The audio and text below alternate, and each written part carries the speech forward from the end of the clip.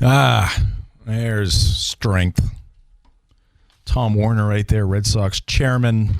Knew it all the time. We had it all the way. Sounds like right there from Tom Werner, Red Sox chairman.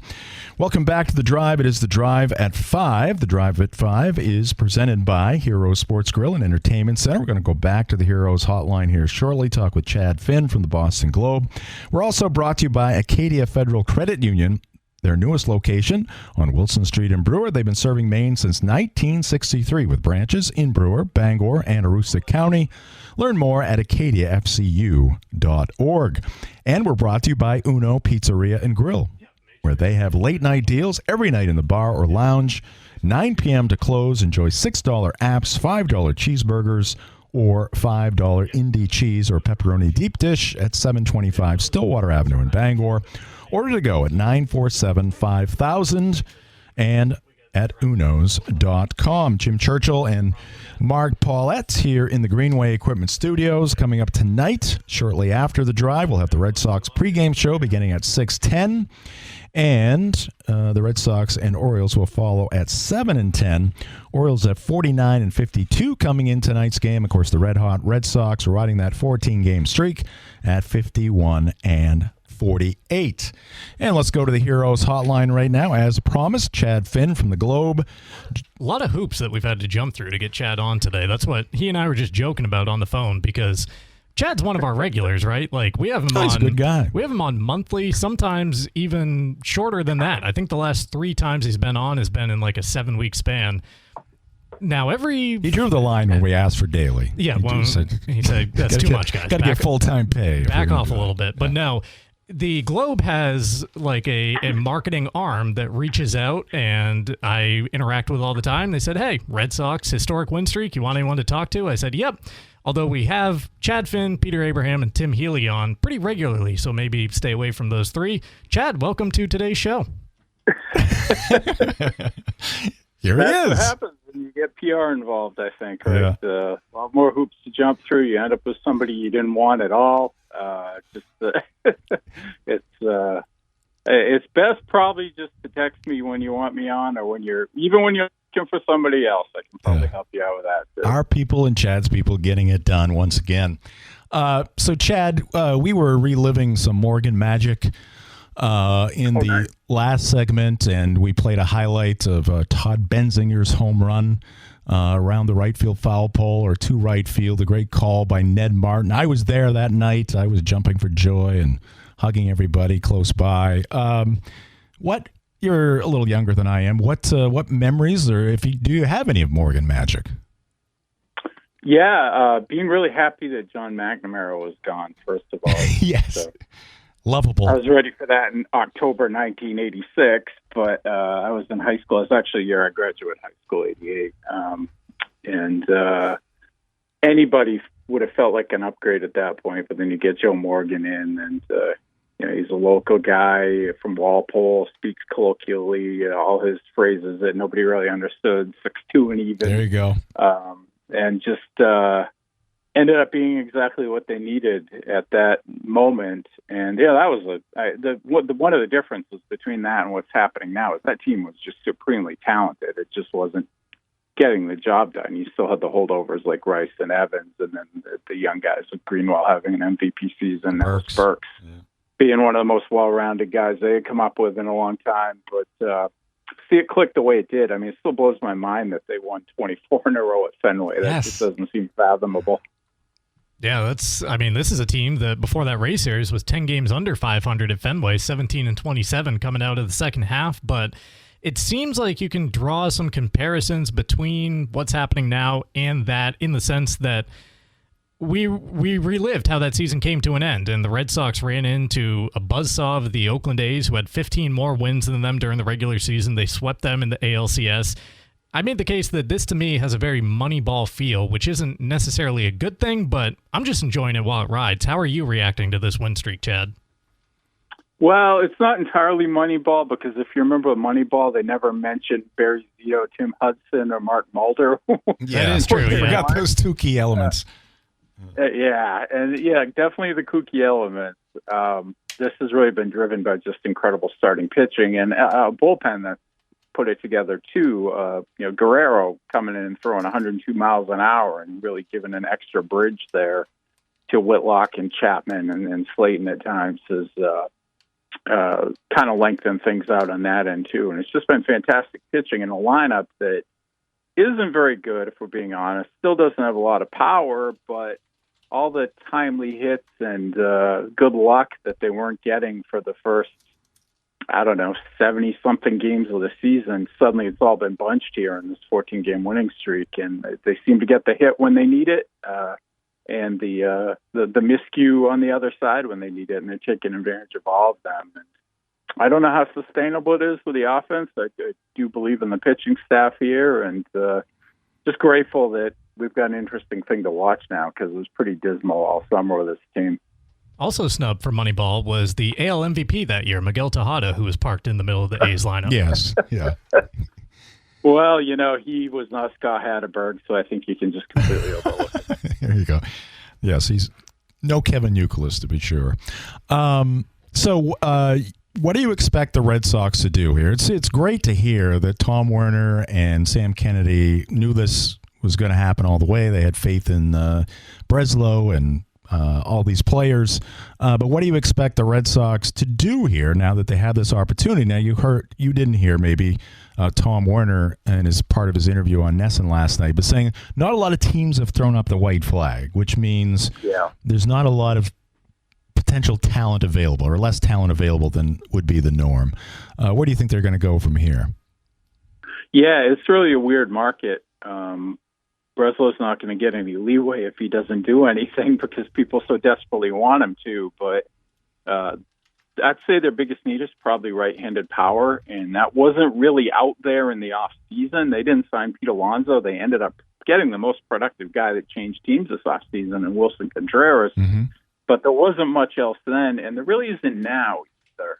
A big part of it is each league has that extra wild card now, and Red Sox are a great example of this. The Tigers are kind of playing better baseball now, and teams that would have been out of it a couple of years ago aren't out of it now. And of course, they're going to chase October rather than breaking up a team that feels like a good thing. So the degree of difficulty is really high for Breslow here. I don't know if he's got something super creative in mind that we're not thinking about. I look at the Padres. I don't think this will happen, but I look at the Padres trying to attach Xander Bogaerts to Mason Miller. Bogaerts has been really bad for them. He's got a ton of money left on his contract, but if you could get Story out of here, if you ate some of Story's money, brought Xander back, is a really good example for Marcelo Meyer and Roman Anthony and players you're going to be counting on in the future. I'm not averse to that. If Miller, who just is the most overpowering relief pitcher we've ever seen, is part of that, but I doubt that'll happen. That's probably a pipe dream. But they're trying to find something creative for them to come up with because what you want them to do, the solutions aren't obvious. Yeah, and kind of along those lines, I'm not going to lie, I did blank. I had my question all teed up and ready to go to Chad, and then I thought of something. I saw that look in your eye. When the thought left my eye, because I had another thought the moment that he stopped talking, and then I knew, oh boy, once that popped into my head, there went my question. But luckily, I just vamped long enough for it to come back to me. You mentioned the name Marcelo Meyer, Roman Anthony, another. Much has been made in the Boston media that this win streak has happened, messaging, since those guys have been away from the team. That seems a little unfair to me personally, because 3 months ago, this team's entire hopes were staked on Roman Anthony's shoulders. Just how do you feel about how kind of he's been treated in the media? Is it fair? Is it unfair? Your thoughts there? I think it's unfair on sports radio, which has been a lot of it's been a lot of driving that conversation and speculation about Anthony, why they sent him to Florida. Meyer, and I've talked to some of the beat guys about it because I'm not around there all the time, but I was curious, and it just sounds like they're young guys. They go out, they have a good time, and I don't know if they want more focus from Anthony. I know they definitely do from Meyer. One of their frustrations with him is that he's just kind of a little too casual about everything. I do think it's interesting that when Siegler came up and Meyer got hurt, this team got a little bit of a spark from the way Siegler plays, even though he doesn't. He's a former first-round pick, but he doesn't have the talent Meyer has, and yet he just brings so much more energy and a better vibe to this team. And I think they want more from Meyer. Anthony, it's just really unfortunate with him. He's got a weird injury. It still hurts. The team really screwed up by making it sound like he was going to come back. Sam Kennedy making it sound like he was going to come back in 12 to 14 days when he first got hurt. Anthony had to come out and say it's actually a tear. So they did him no favors in terms of perception. I think they just want to get him down there, let him clear his head, focus on rehab. And I don't know if they're writing him off for this season and just going to call this a lost year and reset next year. But I kind of look at him and Meyer as a little bit different cases because Anthony's it's really terrible luck with the injury that he had. I think with Meyer, it's a little bit more of a maturity thing. Yeah, and sports talk radio and writers, one thing, but it also seems to, be the case with some of the Red Sox players, Wilson Contreras, maybe our oldest Chapman, also messaging a little bit and maybe intimating that guys like Siegler, some of the other young players who've come up, or relatively young players who have come up and helped the Red Sox in this run, maybe listen to them a little more, show them a little more respect than maybe the other guys did. Yeah, that was really interesting because it kind of opens up a dilemma about what happens if and when guys start to come back, right? I mean, Siegler's in a slump, but he's been a part of the success that they've had. Just a great energy guy, and you need guys like that on your bench for sure. What happens when Story comes back? Does he go back in the lineup? I mean, he was playing hurt, but he was terrible defensively. It was a tribute to how terribly constructed this lineup was that he batted second sometimes. He's the last guy in Major League Baseball who should be hitting second.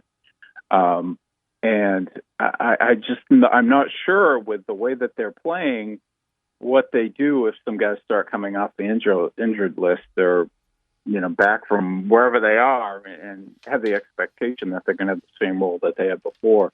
I think the guys who have come up, and I'd put Caleb Durbin's turnaround in that category too, have really won over the veterans on this team. And I don't know if you can, even if some of the less talented players are the ones that have sparked them, I don't know if you can kind of seed their roles when other guys get back here. John Henry starting to show his face a little more at Fenway. He was in his box there last night. You've seen him popping up.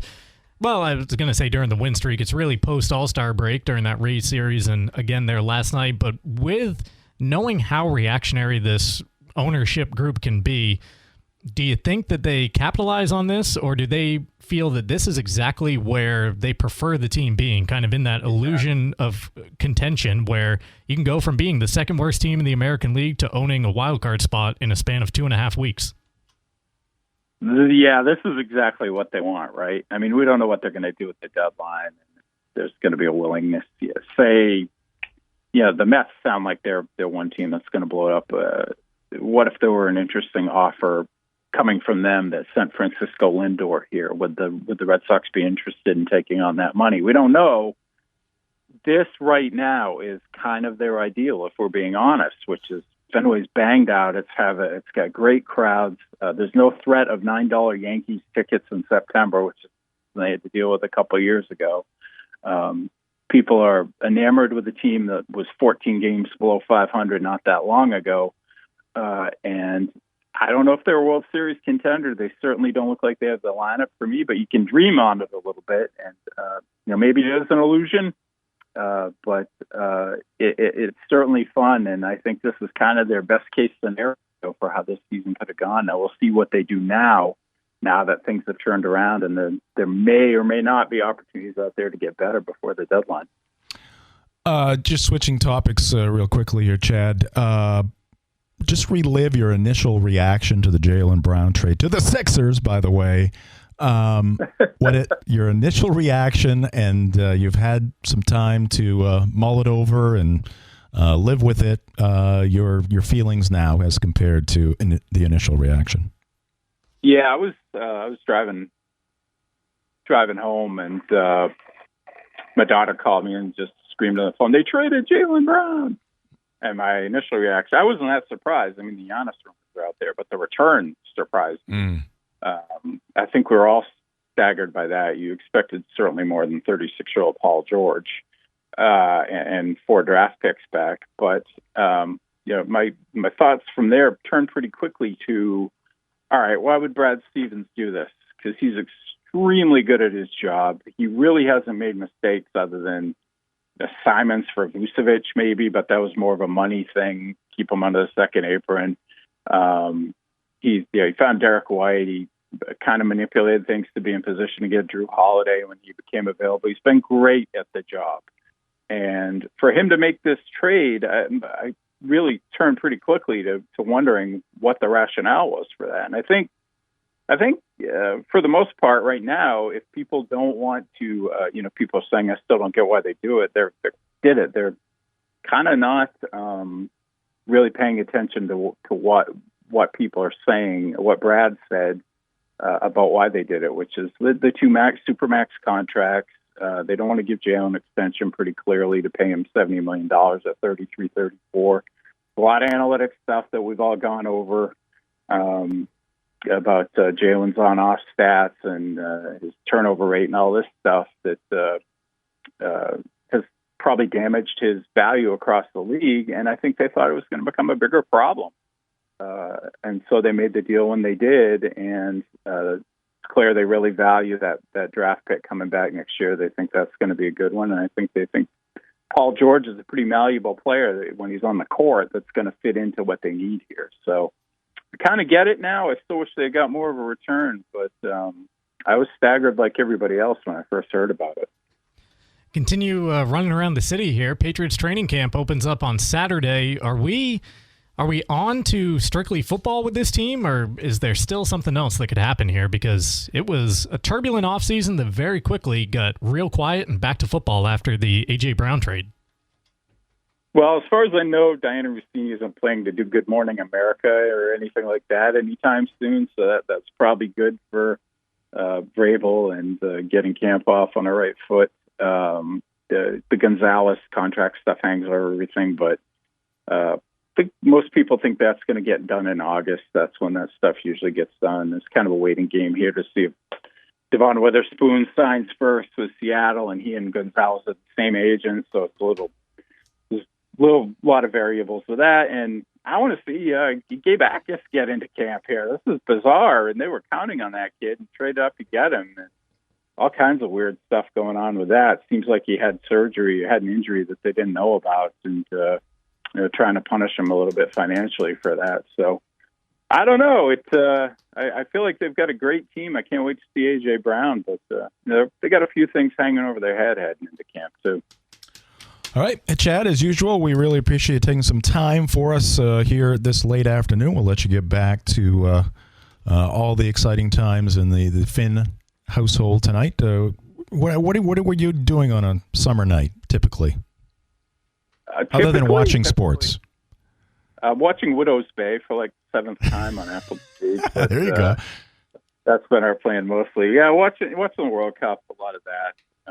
Sox over the last 2 weeks. Right. Back on board. They're back on the radar. But yeah, I'm on deadline for a story tonight, so I'll probably be working. Okay. Well, we'll let you go. Chad, thank you. Yeah. Talk to you soon. All right, fellas. Take care. There is Chad Finn from the Boston Globe joining us on the Heroes Hotline. The Drive is brought to you by Bangor Mall Cinemas, Greater Bangor's favorite hometown theater for over 40 years. Bangor Mall Cinemas features luxury recliners, an upgraded food menu. Find showtimes and reserve your seat at your neighborhood theater.com. Also brought to you by Fat Panda Boba Tea and Market on Harlow Street in Bangor, next to Goslin's Bakery. Sip fresh boba tea, explore snacks, ramen, and their tasty Jamaican patties. Also, that's it on Fat Panda.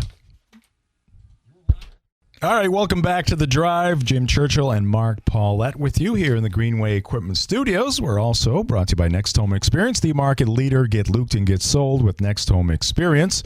And we are brought to you by Dean's Detailing, the leader in auto detailing for over 55 years. Renew your vehicle's appearance, protect your auto investment, look good and feel good in a clean, shiny car. Book your appointment at Dean's detailing.com.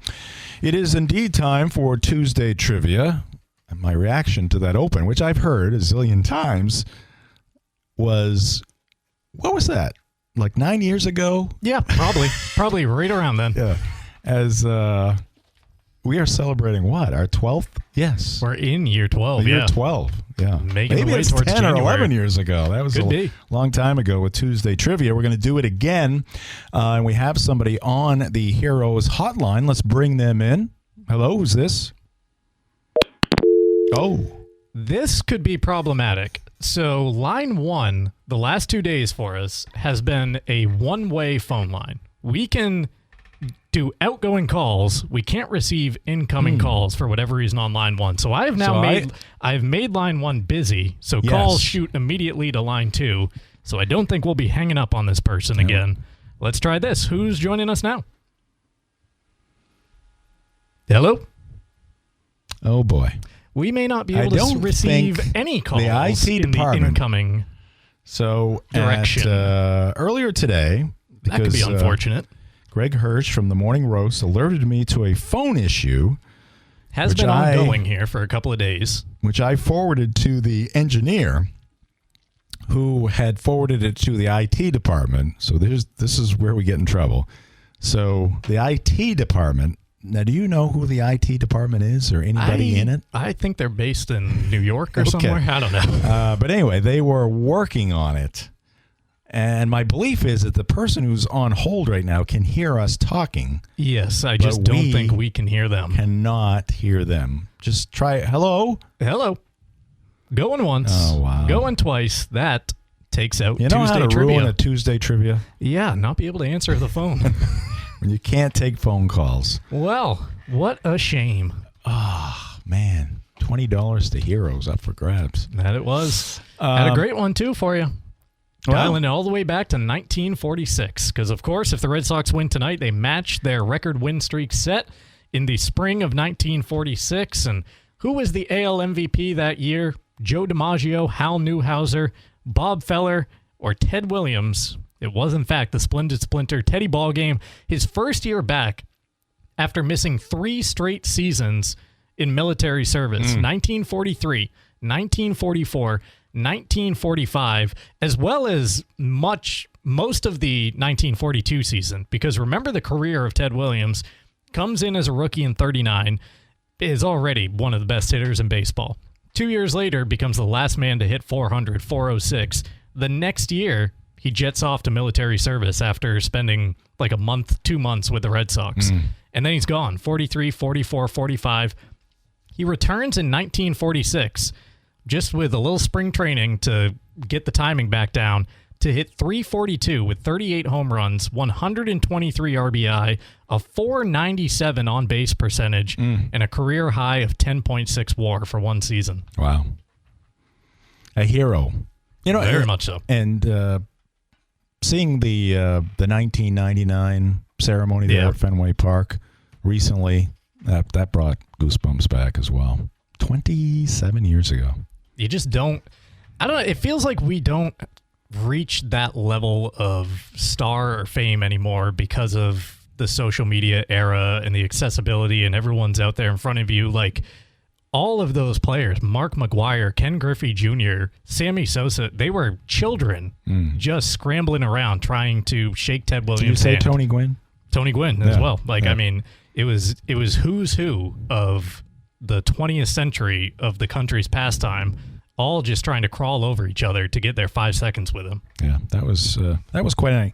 Was that the? I'm not saying it was the best All-Star game because I haven't seen them all, but I mean, Had to be up there. anything since then, like, come close to that? Not really for me, no. And again, where you had Ted Williams and you had Pedro Martinez, you had Fenway Park, so it makes sense that a Red Sox person would think that way. But The last one at the old Yankee Stadium was memorable because that was J.D. Drew, right? He won the MVP, I Yes, believe, came yeah. in and hit a pinch hit home run late in the game. That was also when, what was that guy's name? Josh, the Ranger, the Texas Ranger, like #1 pick who flamed out of baseball, And then he came back to win the home run derby there. The entire stadium's chanting his name. Josh Hamilton. Yes. Came to us at the same time. Left-handed batter. Yeah. Curly hair. He just came back and had a remarkable first half of the season. Yankee Stadium's chanting his name. That was a pretty cool one. But, yeah, other than that, nothing comes close to 99. All right. Good time, certainly, at Fenway Park. We do apologize. I just texted the engineer once again. Phone line's still not working. We got Drive On the schedule tomorrow, so we need a working incoming phone line. We gotta have those phone lines working. What do you make of this whole SEC thing? We touched on it briefly yesterday. That's very intriguing. Seems to be getting louder and louder today because today was actually the media day, and Greg Sankey again is standing up there talking about the simmering that's going on. Yes, talking about it as though it's a real possibility that the SEC could secede from the NCAA, kind of be their own thing, play their own football league just against each other. But it's not just football, and that's kind of where the threat really hits the NCAA, because if you take every sport out of every school in that conference, that is creating a world of chaos for everyone else who is on their schedule. So you'd have an NCAA champion and you'd have an SEC champion. Yep. Somewhere there's a lot of money to be made. There is. Oh, my God. If the SEC isn't playing anybody else and it's just minor league football week in and week out for 11 weeks that they're running their own season and their own schedule, you can't tell me that probably doesn't become the second most popular sports league in this country. Yeah, and I mean, he talked about, we want to be part of a national scenario when it comes to winning championships, and he mentioned the 13 championships. Now, I don't know if that was 13 championships they won this year, SEC teams in various sports. Could be. I mean, it's a lot of sports. Yeah, but everything from rowing to football. I mean, football and basketball has been the Big Ten sport the last couple of seasons, though. Without a doubt. But, college sports, I mean, I will tell you right now, I'm more of a college sports fan than a professional sports fan, but there's stuff happening, and there's stuff that should happen. I mean, they're going in the wrong direction when it comes to the NCAA basketball tournament, March Madness, adding more teams. That's the last thing they need to do. It's all about money. With the SEC, it's about money. The NCAA is all about money. And I'm not breaking any new ground there. I'm not breaking any news, but it's just kind of, it's interesting, but it's kind of sad at the same time. Like, I just wonder where it's going to end up. They're messing with the sanctity of March Madness for me. Because that's the perfect thing in my book. Because weren't they talking about like the SEC and the Big Ten maybe having their own thing? Well, I mean, at that point, the NCAA is screwed because they're cooked. You're taking the two biggest revenue generators right out of it. Yeah, it's an issue. And I still advocate for, because March Madness is not March Madness any longer, and you're not going to have, with the portal and the money, you're just not going to have those Cinderella stories like you used to have. There'll be an occasional one in the first round or something, but they need to have two levels of basketball, just like they have two levels of football. I would hate that so much. I would hate that so much. Why is it okay in football? Just because it's always been the case. So you get ahead of it by something always being the case. You don't change it on the fly. Yeah, it should be the case. There's so many teams. Oh, there's one champion. Yeah, there's 360, however many. But I would rather spend the rest of my days waiting to see UMaine men's basketball get to the NCAA tournament and have them never get there. Well, I didn't say when I wanted it to happen. Oh, I know. I want it to happen after me. Sure. Give it another 90 years or whenever that happens. 90? I'm just trying to get beyond my lifetime. Neither of us. I'm saying, like, can you imagine how disappointing that would be, though, that Maine has never got there, and then Maine would never have the opportunity to get there, and then... Yeah, but there's a lot of other schools. Oh, I know, but I'm saying, like... It's not the same. It's not the same. How do you get behind a UMaine season at that point if they're playing for a secondary championship? Just like you get behind Maine football when they're playing for the FCS championship. No, but that's never... They played in bowls back in the 60s, but they've never had the opportunity to compete for the national championship that they were in the Final Four. The Michigans and all those are going for. No, I'm saying of the FBS level. It's always been split. Yeah, but I would not be able to wrap my head around that at this point. That to me would effectively it just makes sense. Take any You sort got 360 plus teams. You don't need all of them. There's only like 12 that are realistically going for the championship, but you don't need to be chasing something that is never going to happen. No, I know, but at this point, like, think about that. You're the color commentator for this team. They make the tournament, and that tournament's happening in a ballroom somewhere, a like ballroom? in It doesn't have to be a Indianapolis, ballroom. because it's the backup tournament. Now, give me the opportunity for them to go dancing for real and never get there. I will sign up for that over them going to some sort of substandard tournament. Yeah, we'll see where the road takes us, but it's just the money. The money is, it's crazy.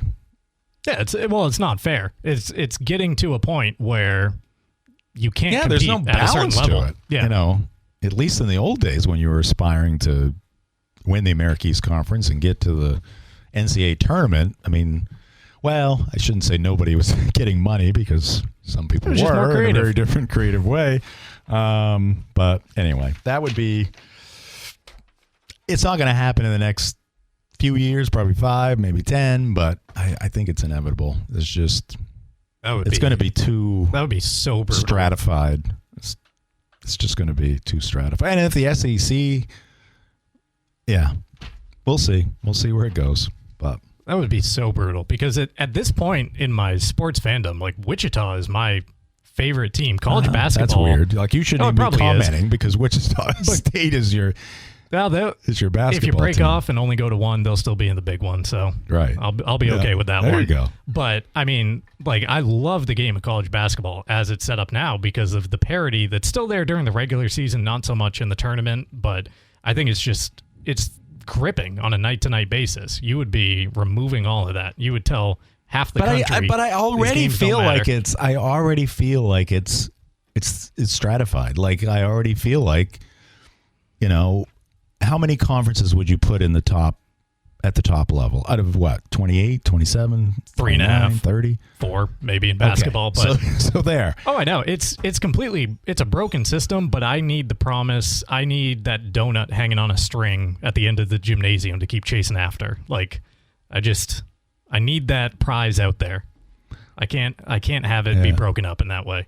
Yeah. The only reason why those big schools, those big conferences need. And I'm talking about the America East and UMaine, but it's a lot of other conferences. Is to have somebody on their schedule and the non-conference schedule. And to pay. That's how they do it. We appreciate that. We appreciate that. But to put a whooping on them. Yeah. Well, you take your paycheck and lick your wounds. Go home. All right. So we got a sports center and a weather forecast coming up. Beyond that, a meatball of the day. Some Sox props. And Mark, this is because we've had a little screw up here with Tuesday trivia. And because we have different audiences at different times, can you plan to do that little Morgan magic thing to finish the show? Yeah. I don't see why not. Let's work on that because there's people, out shopping or, leaving the restaurant at that time or just getting out of work. And I want them to be able to live that too. All right. We'll be right back here on The Drive.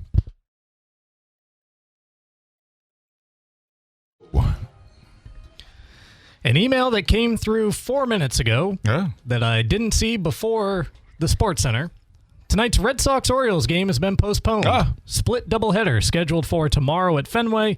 1:35 first pitch for the first game, and the second one remains regularly scheduled at 7:10. So we have to wait a night to potentially see some history. Well, that also affects the drive. First pitch in the first game is when? 1:35. So we might be on for an hour tomorrow. Okay. Little post-game, a game one, pre-game, a game two. All right. I should mention also that Thursday we will be coming to you live from Hero Sports Grill and Entertainment Center. Mark and I will be there. Looking forward to that. And then next week we'll be back at Heroes. Through the end of the summer, we'll basically be at Heroes on Thursdays. Hope you can stop in and see us there. And then next Friday, we should be doing another UMaine athletic remote event. Probably from Orono. Like downtown Orono. I think I'll be back here. I like hanging out in downtown Orno. All right, so that's coming your way here in the next couple of weeks. We'll take a break right now. We'll come back with that meatball, and we'll take a look at, well, we won't do Sox props. No need for it tonight. I got we'd have to do one for True, we can get ahead of it for tomorrow. Yeah, that is true. We got to get ahead of it. The roasted one for tonight, right? Yep. Is it behind me? It is. By the way, exciting times here in the Greenway Equipment Studios. We still have more to come, and I'm a little bit behind my trophy case off to our left, but we have a new clock.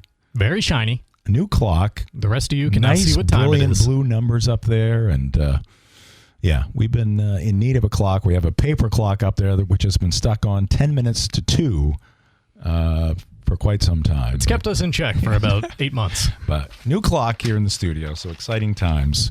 We'll be right back. In case you were wondering, that was not Ned Martin on the call. Would have been a cool roar to hear if we could have. Yeah, because if it was Ned, he would have shut up and let us listen to Fenway. Now, one guy, I'll tell you who I've come around on this year, Dave O'Brien, who... Oh, Mr. Contrived? Everything out of that guy's mouth is contrived. Well, here's the thing. Corny contrived, I call him. Here's the thing. The 14 games under 500, the start to the season broke him because he was just kind of railing on the Sox through the first but it hurts 75, him. 80 games. It's because it hurts him. Oh, I know, but it was enjoyable to hear someone in the position kind of go after him a little bit, say that it's like watching or having a root canal with no Novocaine and just having to watch his team on a nightly basis. He's come around, though, during this win streak. Like, he's turning in some nice calls. Contrived. But what he does, he's a professional broadcaster. You can't disagree with that. Technically, he is professional, but he is contrived. I mean, he is. But because of that, he's got these lines. Because he knows ready to go. The technicalities of the business, when you should attack it, when you should lay out. It has been nice watching and hearing the roar of Fenway in the background. I'm sure it has, Mark. Your hour and 48 minutes I would this not year. know. I have not caught a lot of that in my hour and 48 minutes of watching Nesson and Red Sox baseball. All right, we're going to get to, we got to do a Sox prop for tomorrow afternoon's game. If you weren't with us, Red Sox game tonight postponed, so they'll have a split doubleheader on Wednesday. First game, we'll have the pregame show at 12:35, first pitch at 1:35, so we'll have an abbreviated edition of The Drive to be sure. Now, Ernie was scheduled for that. I'm thinking of programming here. I don't think he needs to drive from Dover Foxcroft to do. So 1:35. We're looking at... Like, if they win, it's going to be like a 45-minute post-game show. Yeah. Yeah. Oh, like if the streak is 16 at that point, like, well, it'd be 15. That would be the game tying streak. Oh, that's right. That'd be game one. That's right. But then you have to set up game 2 and everything to come in just a matter of hours. But they do need to eat, so that will. Although sometimes they eat during the broadcast. Yep.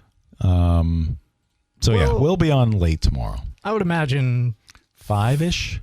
Yeah, I was going to say like 5:15. Yeah. 5:15 or so. All right. Red Sox post game and pre-game. There you go. That is the state of things for tomorrow, at least what we were thinking at this point. So a split doubleheader. So they scratched Ranger Suarez for tonight's game. Got to imagine. But that was because of the weather. Yeah, I would have to imagine he'll be out there for one of the two tomorrow. Back from the IL. So Red Sox and Orioles split doubleheader tomorrow, 1:35 and 7:10. Yep. Okay, regularly scheduled. Tomorrow. And then they're off on Thursday before the Toronto Blue Jays come to Fenway to take on the Red Sox. All right, let's get to our meatball of the day, Mar. We just heard that coming in. We got to get a Sox prop. So that was. But in case you couldn't understand, that was our man Durbin, Caleb Durbin. The Durbinator. Yeah. Game-winning home run.